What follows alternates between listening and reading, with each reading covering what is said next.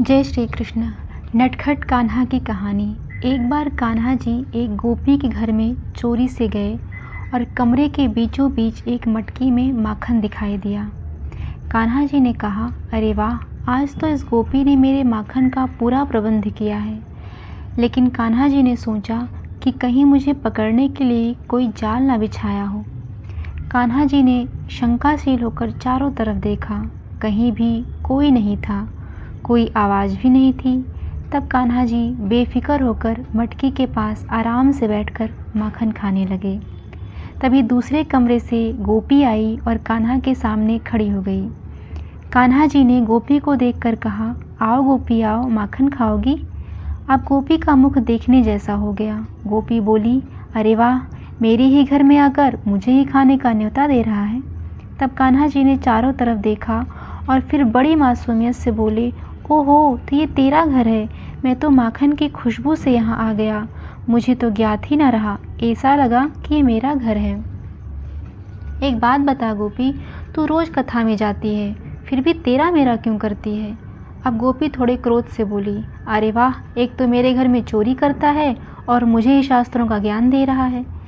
कान्हा जी ने कहा, देख गोपी, मैं तो अपना घर समझकर माखन की खुशबू से यहाँ आ गया था, तो यह चोरी कैसे हुई?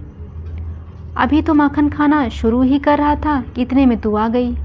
गोपी बोली कि अगर तू माखन नहीं खा रहा था तो तेरे हाथ में माखन कैसे लग गया? कान्हा गोपी को धमकाते हुए बोले, अरे गोपी, तेरी मटकी पर चींटी थी, तू तो घर भी साफ नहीं रखती। गोपी बोली कि कहाँ है चींटी? तो कान्हा जी ने कहा, वो तो मैंने निकाल दी, तो अब कैसे दिखेगी? तब गोपी बोली कि तेरे गालों पर और मुख पर माखन कैसे लग गया?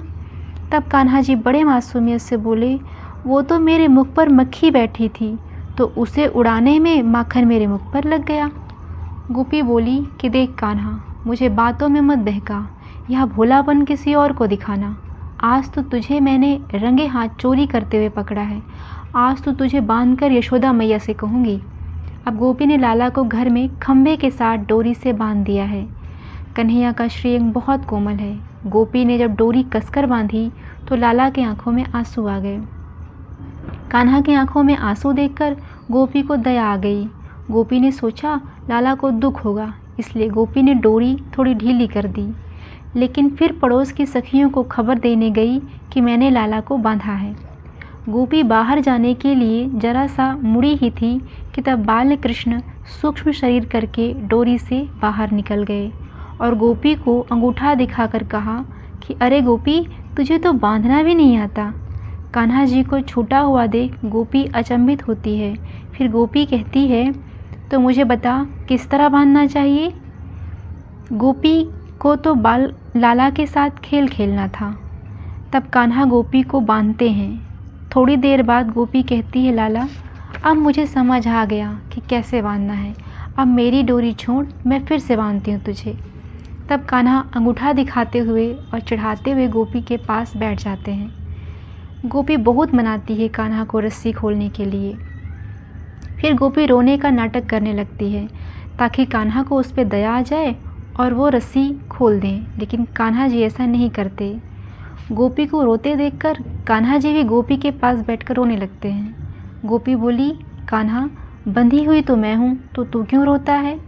कान्हा जी बोले, मुझे तो सिर्फ रस्सी बांधनी आती है, मुझे छोड़ना तो आता ही नहीं, इसलिए मैं भी रो रहा हूँ।